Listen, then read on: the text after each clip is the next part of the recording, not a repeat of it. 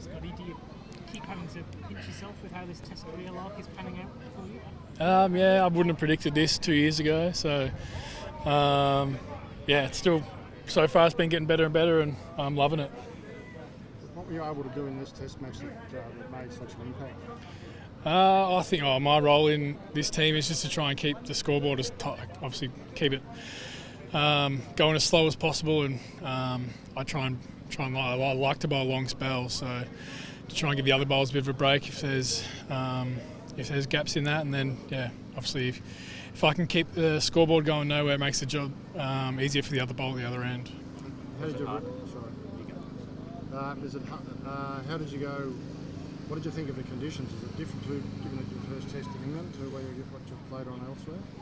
I haven't played any other first class cricket over here, so English conditions compared to other conditions around the world that you've experienced. Yeah, well, first innings in both innings, the ball was going up a fair bit, and then we sort of felt yesterday when we bowled with the in the second innings it was a bit lower than what we expected. We probably thought balls were going to keep going up as they did in the first innings, but it wasn't to be. And then even this morning, after the first sort of 3 or 4 overs, I thought it was going to be a pretty long day.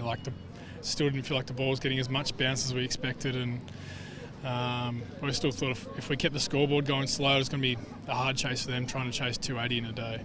Was it harder than you thought, Scotty, in terms of getting the run rate down in this Test than No, like the square is so big here. If any ball gets hit square, it's pretty much 4. Even if you have to pretty much, even if the boundary riders aren't in the exact position where the ball goes, it's pretty much 4. So I think for us, or for me, getting my head around, I'm probably going to get hit for a few more 4s than in Australia.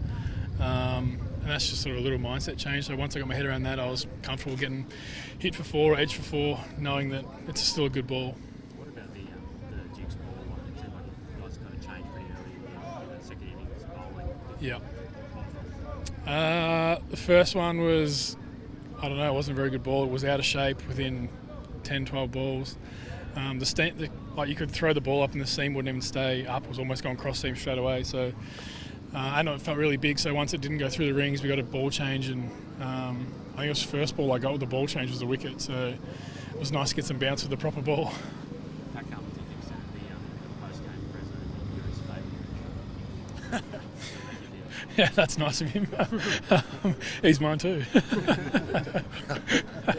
It's been hard, Scott. There's been a lot of talk about Ashes selection. I know this is a very, very, very good game, but it's been hard to keep that out of your mind somewhat, not just the last week, but the last month. I haven't even thought about it, to be honest. I think, I just got to keep doing my role and playing, trying to keep taking wickets, and then try and make the selectors' decision as hard as possible. But me personally and the team have had such an enjoyable 2 years that I think we can really enjoy today and start thinking about the Ashes in a day or 2 time. Do you sort of feel like you have made that decision as hard as possible? Like, could you have done any more to push selection realistically? Oh, hopefully. I probably have to speak to them.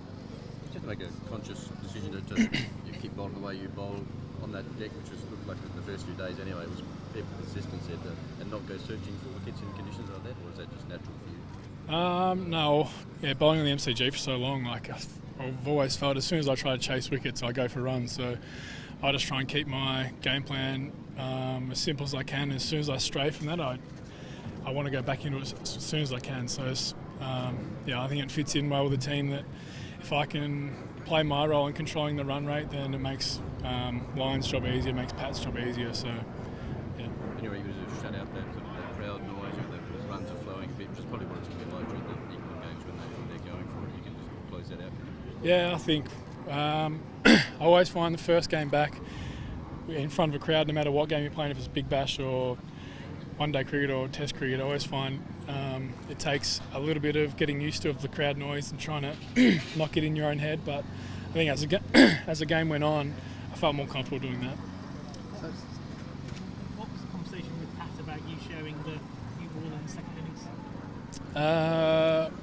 Wasn't really a conversation. He just told me I was going to take the new ball, so I was happy with that. Is it a case of maybe you would swing ball once when that probably comes off? Yeah, that's sort of been the talk around that the guys that have been playing counter cricket, they've always thought the ball's done more after 10 overs. with the ball in the second innings not being as good first up, I think, well, my role, I sort of come in trying to control the run rate, and then once the ball got a bit older, it still seemed around a little bit. Pat said that you were the best bowler in the game. Do you think sort of coming up a rap like that, you'd be pretty stiff to miss out at Edgbaston? I don't know. That's my job. My job is just to keep performing, keep making the selectors' job hard. Like, I'm loving my time in the team. If I know at some stage I'm going to play during the Ashes, but if it's not the first test, it's not the first test. Do you think physically you can get through all five if it came to that? I think it'll be hard work. Like, I've got through 6 Shield games in 2 months before, and it is hard work. If there's a chance during one game, which if there's 1 or 2 games that are short, like 2 or 3 days, it makes it a bit easier. But I think everyone's sort of got their head around that we're going to have to rotate through our quicks, and we've got quite a few good quicks here, so it's not going to be an issue. It's just extending that everyone's pretty comfortable then with that squad mentality, that it's not necessarily being dropped per se, it is more being rotated and rested. Yeah, I think that's happened in the past. So I'm just happy to be here. So if I can play, it's great. If I don't play, then obviously I'm disappointed. But I know I'll get a chance at some stage.